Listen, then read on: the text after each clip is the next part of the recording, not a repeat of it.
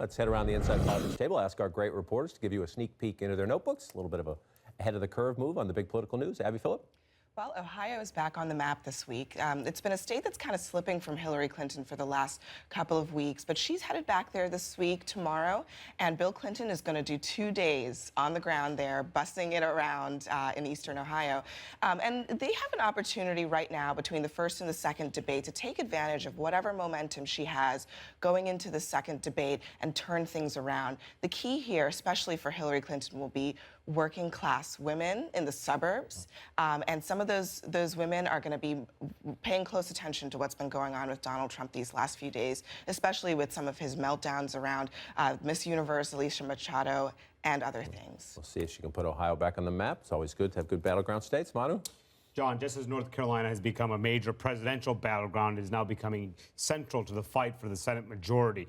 Senator Richard Burr, the Republican incumbent, now is in a really tough fight against a little-known Democrat named Deborah Ross. Republicans, when you talk to them around town, they're very worried that this seat could slip if a lot more money does not start to go into the state. Donald Trump, for one, is not spending as nearly as much as Hillary Clinton. That's helping the Democrats at large, and watch for Republicans to really go after Deborah Ross's record as an ACLU attorney. This is a state that actually was the most expensive state in the 2014 midterms. Tens and tens of millions of dollars are going to go in there because they know they need to save Richard Burr if they want to keep the Senate majority. You're right. You hear a lot of Republican complaints. He hasn't taken this one seriously enough.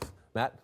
The baseball playoffs are starting, and those in Red Sox Nation are looking to David Ortiz to deliver another championship. But it's another Red Sox player that is getting a lot of political attention. Curt Schilling continues to make waves and discuss possibly running in 2018 against Elizabeth Warren as senator in Massachusetts. There are a lot of reasons to be skeptical about this. Curt Schilling has talked in the past about running, and he didn't. He's made some controversial statements that got him fired at ESPN. And a recent poll, he's serious enough that he's being included in polls. It showed him down 19% to Elizabeth Warren. But if in the aftermath of this election, there is coattails to any Trump movement, which right now we should probably be skeptical about that. But if there is, Curt Schilling is a very Trump-like candidate in Massachusetts and would help us combine politics and sports, the two loves of the state. As a proud member of the nation, in the sports box, he's forever a hero because of the 2004 Bloody Sock game. In politics, let's see about that one. Jackie? Donald Trump has gotten closer and closer to putting his full attack on Hillary Clinton's marriage. And so far, Hillary Clinton has really taken a step back and has said she's going to take the high ground. But don't expect her super PACs to be as gentle.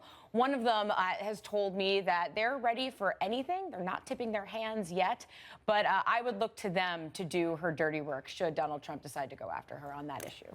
Personal versus personal. Great. Just how we want to end the issues-based campaign we've been living through here. I'll close with more on the giant questions facing Trump and his campaign in this very big week ahead. Now, the operation has been a mess since the beginning, and there are huge tensions now as this giant second debate looms. Trump was described as beyond annoyed to hear his campaign manager, Kellyanne Conway, said on national television that she had reprimanded Trump for criticizing that former Miss Universe who says Trump called her Miss Piggy and Miss Housekeeping. Then there was another edict from the top campaign staff to top campaign aides telling them to stop providing source accounts to news organizations about Trump's refusal to take debate prep seriously.